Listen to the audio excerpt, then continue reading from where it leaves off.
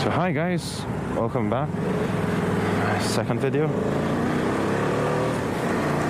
So for those of you who don't know, I'm actually in law school now, and it's a Sunday afternoon. The weather's nice, and unfortunately, I could not find it within myself to study at home. So I am out now in search of a coffee shop where I can study. And traffic looks a bit bad out there, so I'm not sure if I should just, well, it's too late now, so I'll probably go to Fort. Let's try to change lanes here. Couldn't study at home, so I don't know, something to do with the weather. When you have weather like this, it's not so hot, it's not raining. On a Sunday, you tend to just stay at home and just relax. You know, I've spent like half the afternoon in bed and didn't actually move. So if I want to get any work done, if I actually want to study, I have to sit down in a coffee shop where there are no distractions and actually study.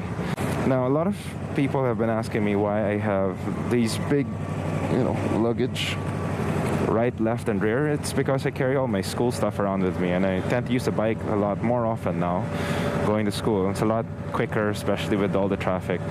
In a car on the way home, I live like without traffic 5 minutes from school. I study in Ateneo Law, so it's 5 minutes from my house. Unfortunately, with traffic, that 5 minutes can easily turn into 45 minutes. So at least on a bike, yes, you're gonna get stuck in traffic, but because you can filter through lanes, you can actually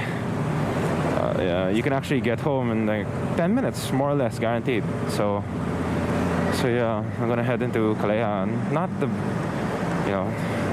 the most biker-friendly area. Lots of cars. There'd be a lot more space on this road if people just stuck to lanes properly, and bikes could just go through without having to be affected by traffic. And also there, look at that. You see all these cars parked. Guess what? No parking. Go figure, diba? So, always a hassle. Anyway, if you notice the difference in the quality of the audio, it's because now I took out the balaclava, so it's now me talking straight into the mic. I don't know how it's gonna sound, but I can only assume it's gonna sound a lot better than it used to. Hello.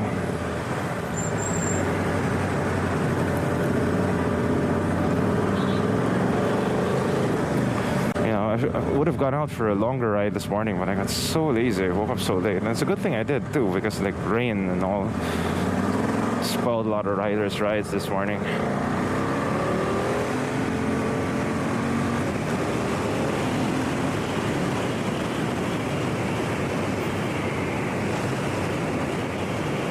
Kalayaan generally on a weekend is pretty okay, pretty good. Just, all those cars illegally parked, that's the only problem, really. And of course, people like these, these ones crossing the road in the middle of the street. There's a footbridge over there, right there. There's a footbridge, and nobody crosses it. Nobody uses it. Why? But I'm actually more worried about the temperature. So as you can hear, the fans are going crazy. And frankly, that's because the bike is sitting in traffic. So let's try to see what it's like on C5. If in the elevated U-turn it seems bad, we'll turn back and go into Fort.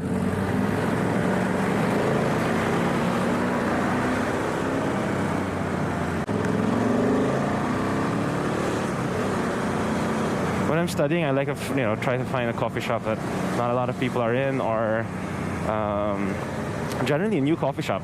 It's actually a stupid thing. It's an excuse to ride. So sometimes I'll study in Corinthians, the Starbucks there. Sometimes I'll study here in the Grove.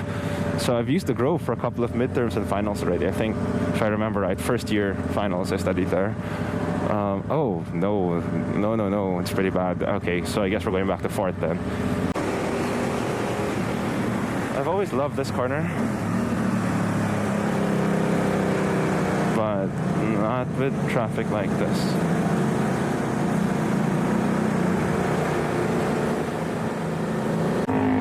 Try to get through. But again, this bike's pretty big, I don't want to snag any of these cars. I've snagged some cars already, and funny enough, they're all our cars were the ones that were snagged. So trying to sneak through traffic and KTM 990 is not the easiest thing in the world to do, but it's not impossible.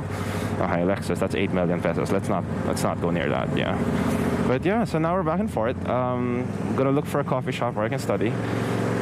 Generally, Coffee Bean and Tea Leaf is pretty good. Starbucks is pretty good. I will try Starbucks first and see if there's anyone there.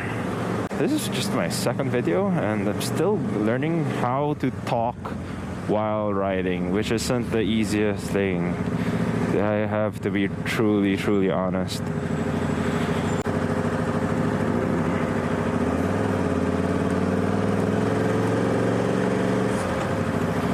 No, Starbucks here, what's nice about it, they usually have bike parking available, but maybe not today, no.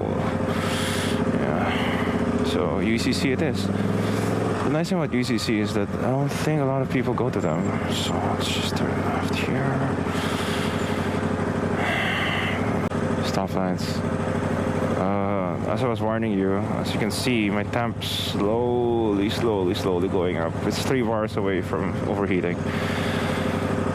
Really doesn't like getting stops like this, so I have to try to. So now I'm going to play a game. I'm going to try to see if I can get to UCC without getting snagged by any of these stoplights. That means a lot of timing, a lot of right turns.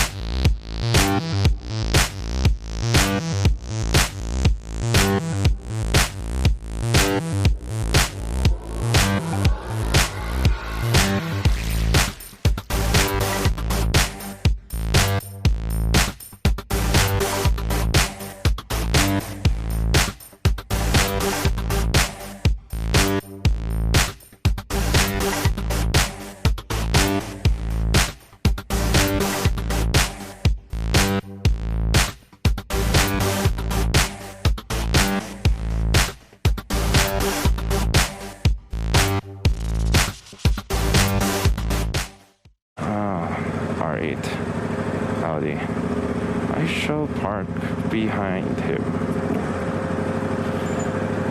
because I know that he will not run into the back of my bike. So yeah, we're here. So I'll see you guys again after I study. If I study. Hopefully I study. Actually, I need to study. Please, Lord, help me study.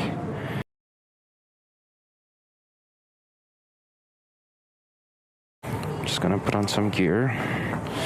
Yeah, I wasn't able to study as much as I wanted to, but I wanted to leave before the light gets too dark, because the last time I took some video at night, these cameras just didn't do so well.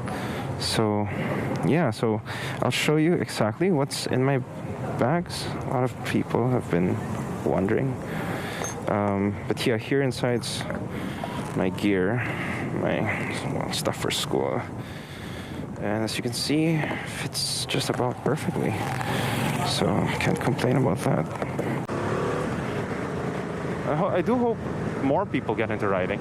You know, part of me is toying with the idea of starting an org in school for student riders, and unfortunately, like, just off the top of my head, I think like one other rider. So I'm just hoping that more people take up riding. It's something of a spiritual experience, actually. So the best I can do is just share my experiences with you guys, so you can see the world through my eyes, and maybe, just maybe, some of you might want to take up riding.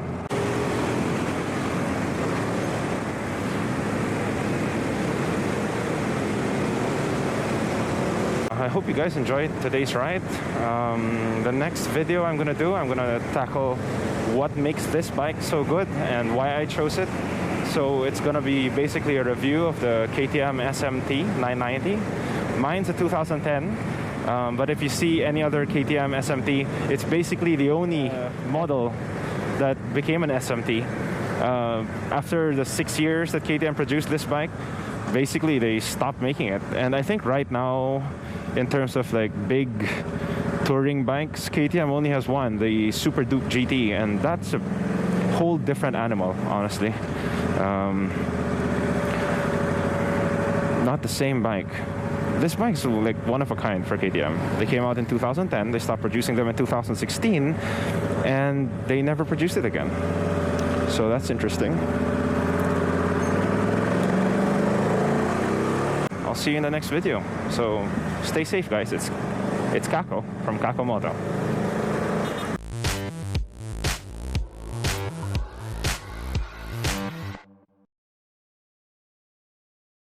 Beep, beep.